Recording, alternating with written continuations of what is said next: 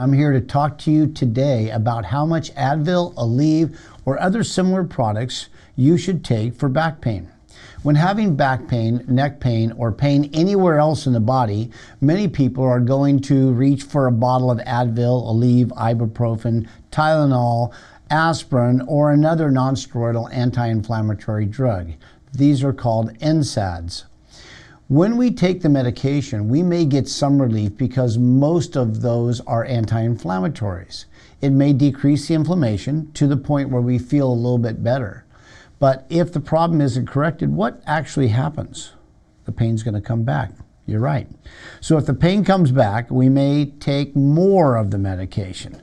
We might take 2 this time or 3. That's the common response, and that's what most people have a tendency to do. How much is safe to take?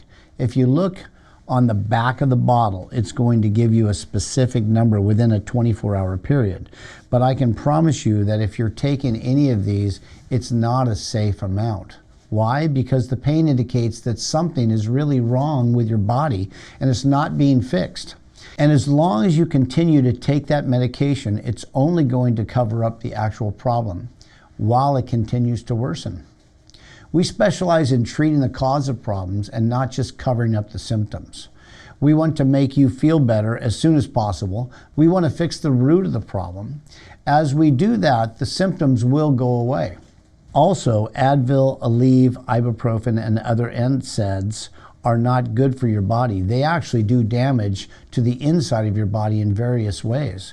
Recent studies have shown that those using NSAIDs have an increased risk of stroke, heart attacks, and gastrointestinal reactions, including bleeding. Studies have also shown that chiropractic care is more effective for pain relief than those types of medications. You should be seeking help from someone who can actually fix the cause of the problem.